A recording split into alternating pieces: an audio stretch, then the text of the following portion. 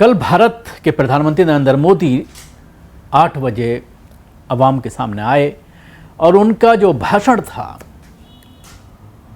वो कहीं ना कहीं उसको लेकर के सोशल मीडिया में तरह तरह के सवालात खड़े हो रहे हैं। और सबसे बड़ा सवाल ये खड़ा हो रहा है कि ट्रम्प के जो ट्वीट आए हैं परसों से, सीज फायर का सबसे पहला ट्वीट उनके ज़रिए जो किया गया, और उसके बाद इस सीज फायर के पीछे की जो कहानी के बताने की कोशिश डोनाल्ड ट्रंप कर रहे हैं, उससे कहीं ना कहीं प्रधानमंत्री नरेंद्र मोदी जो अपना सीना 56 इंच का बताया करते थे, उसको लेकर खुद जो बड़ी संख्या में उनके अंधभक्त थे, बीजेपी और आरएसएस के लोग थे, वो भी कहीं ना कहीं इस जंगबंदी के ऊपर सवाल उठा रहे हैं।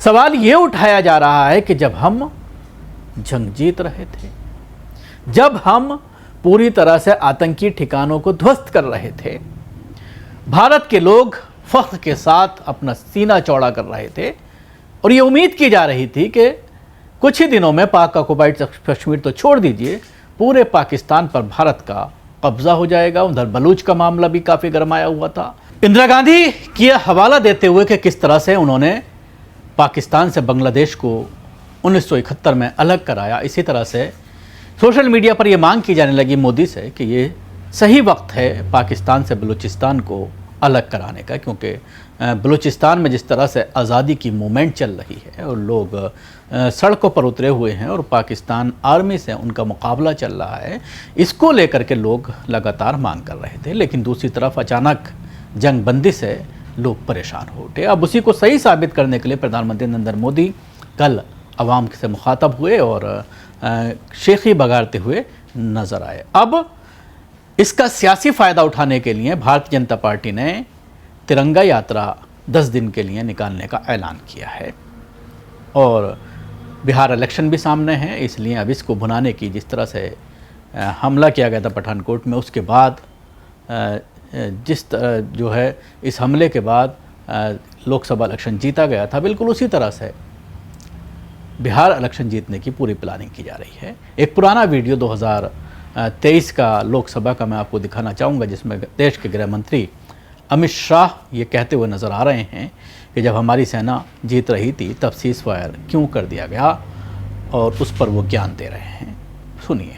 जब हमारी सेना जीत रही थी, पंजाब का एरिया आते ही सीज फायर कर दिया गया और पाक ऑक्यूपाई कश्मीर का जन्म हुआ। अगर सीज फायर 3 दिन लेट होता तो पाक ऑक्यूपाई कश्मीर आज भारत का हिस्सा।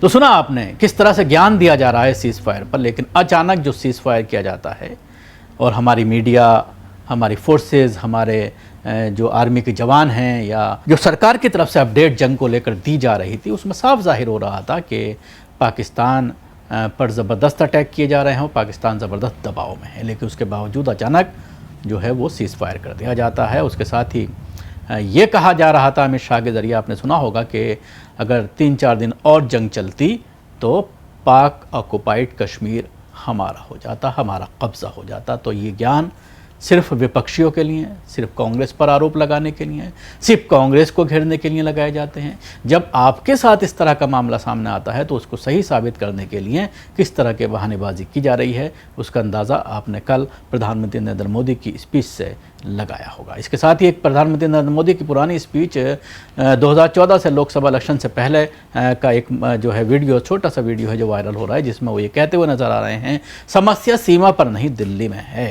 ये पड़ोसी देश हमें परेशान कर रहे हैं, ये सेना की कमजोरी के कारण। मित्रों, समस्या सीमा पर नहीं है, समस्या दिल्ली में है। अब सवाल यही है कि लड़ाई तो आतंकवाद को लेकर थी, आतंकवाद को लेकर ही हमला किया गया था। पहले दिन जब 9 जगहों पर अटैक किया गया तो उस वक्त ये बात कही गई कि आतंकियों के ठिकानों को ध्वस्त कर दिया गया है। लेकिन फिर ये जब लड़ाई आतंकवाद की थी तो व्यापार पर क्यों रुक गई? क्योंकि ट्रंप कह रहे हैं कि व्यापार की वजह से दोनों देशों को धमकाया और वो मान गए। अब कांग्रेस इस मुद्दे पर खूब उठा रही है और पुराने वीडियो जो अभी आपने दोनों देखे, इस तरह के दर्जनों वीडियो निकाल करके प्रधानमंत्री नरेंद्र मोदी और भारतीय जनता पार्टी पर हमला बोला जा रहा है।